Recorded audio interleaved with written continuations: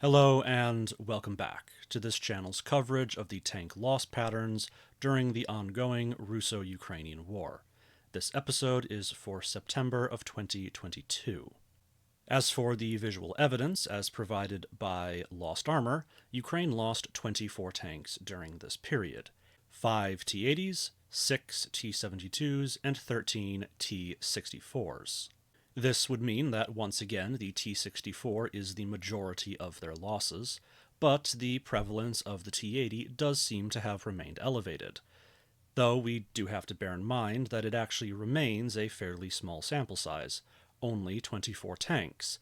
This does seem a little unusual due to the fact that this was a very active month, but Lost Armor does see these losses increase quite significantly last month, indicating that perhaps Ukraine's loss patterns during this period were quite back-heavy as opposed to front-heavy. Those 5 T-80s are still all T-80 BVs, so nothing particularly interesting in regards to their modernization. The T-72s are 2 AVs, 1B, 1B1, and 2 M1s. Overall, if we're taking a look at those T-72 modernization statuses, we do see that the numbers do still vary quite a bit month to month, though a fairly significant amount of those less modern negative ones are certainly more prevalent as of the arrival of the M1s, indicating perhaps the heavy depletion of the Ukrainians' T-72s, at least their more readily available ones. Those from stockpile are somewhat a different question. And at the very least, we can say that the T-72 AMT, their only representative in the modernization level 1 category, is not a particularly common tank. As for those T-64s, they are 12 BVs and 1 BM2. You can tell the image on the bottom is of a BM2 due to the wheels being T-64 wheels and those side plates being quite indicative of NAJ. This will mean that the vast majority of the T-64s during this month remain level 0s, and although this could be considered one of their on months for the presence of the level 1s, it is quite low prevalence. All said, this would put the Ukrainian loss patterns in a broadly similar state to what they've been in the last few months. Certainly quite different than they were for the first 3, but still inconsistent for at least the last little while. The Russian totals are somewhat larger. Of the total of the 200 tanks evidenced by Warspotting, there are 9 T-90s, 66 T-80s, 119 T-72s, 1 T-64, and 5 T-62s. This will mean that September's loss pattern was actually quite close to August's, though with a slightly higher prevalence of the T-90. We can also see that Russia's non-standard tanks, the T-64 and the T-62, are probably represented at about 5% in the total force, due to the fact that of the 7 months that actually have a decent sample size, February kind of has to be ignored for only having been about a week long, they sit at about 5% for 5 of those 7 months, so May and June appear to simply have been outliers. If we go into a little bit more detail regarding those T-90s, we do see that their composition is significantly more interesting than most previous months. 6 of them are T-90As, which we're quite well acquainted with.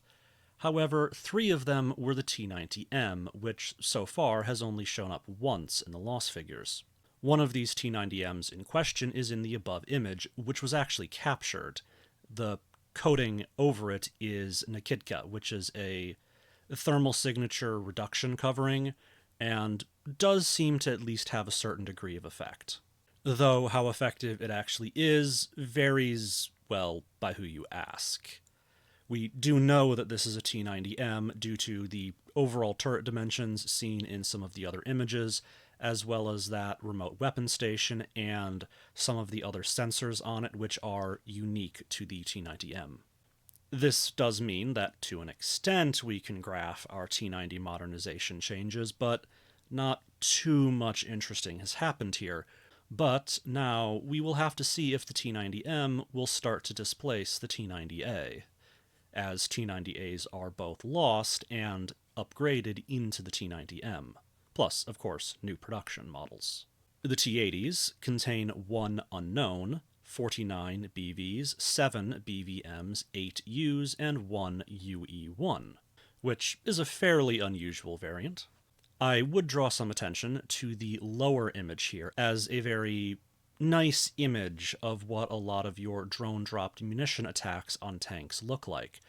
The tank has been damaged and or abandoned, and the drone is simply finishing it off, particularly trying to get it in the open hatches being a pretty good indicator that the tank has been abandoned. As for the modernization of those T-80s, we do see potentially a little bit more support for them stabilizing at about 25% being level 1s. The T-72s have 3 unknowns, 1 AV, 26 Bs, 6 B 1989s, 39 B3s, 37 B3 Model 2016s, and 8 BAs. The top image I have some questions about. I'm not sure how effective it is if you are putting Contact 1 on top of Contact 5, especially all of those bricks that are located on the rubber flaps, because I'm pretty sure Contact 1 is really supposed to be attached to a solid surface,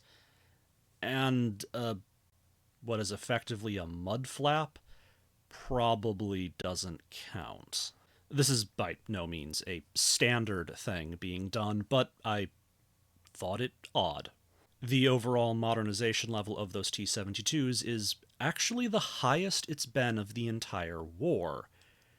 Now, you could interpret this as being a result of Russia being able to replace the more standard tanks, the T-72Bs, for example, with more modernized versions, but I wouldn't put a lot of stock in that, considering that we were seeing a very gradual, but a nonetheless gradual decline in the modernization, whereas if they had been able to do that, I would have expected it to be gradually increasing.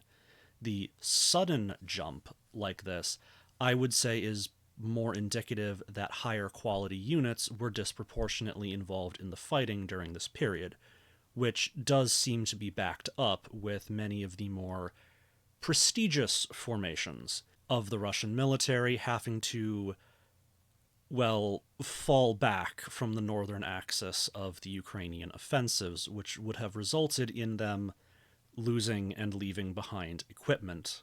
As for the lone T-64, it is, as per usual, a BV. Now, we don't have particularly high quality images of this particular tank, and this is something that we are going to have to get more comfortable with as the war progresses. A greater proportion of our visual evidence looks like this. It is drone footage of a piece of equipment being destroyed, as opposed to the nice close-ups that are able to be taken when a piece of equipment is damaged or destroyed in territory that then changes hands. So, I for one could not have identified this as a T-64, though I certainly don't consider myself an expert. As for those T-62s, they are still all T-62Ms. So, the overall breakdown of the modernization status of the Russian tank losses during this month is it jumped in its modernization, largely being driven by all of those T-72s, to the third most modern month, at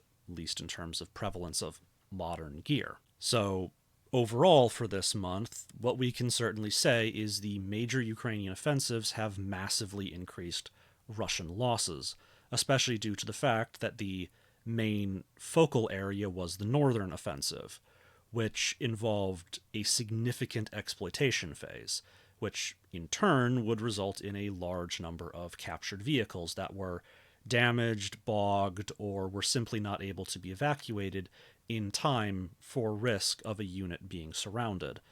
And overall action, the Russians were quite successful at doing. There don't seem to really have been any cases of entire field formations that were, for example, cut off and destroyed. The rapidly changing front line may also have reduced the likelihood that Ukrainian losses were videoed or photographs due to the fact that, well, the Russians may have had more important things on their mind. So I would very much say that the Ukrainian losses during this month definitely are an undercount, because I don't think it's reasonable that even if they had a very successful exploitation phase, that their losses would have remained at the same levels as the previous low intensity months. But those are the numbers that Lost Armor has for me, so kinda can't do anything further. The video for next month will see the conclusion of these twin offensives, as well as the front lines stabilize and those losses even out a bit ratio-wise.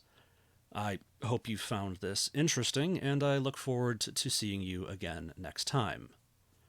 Bye-bye.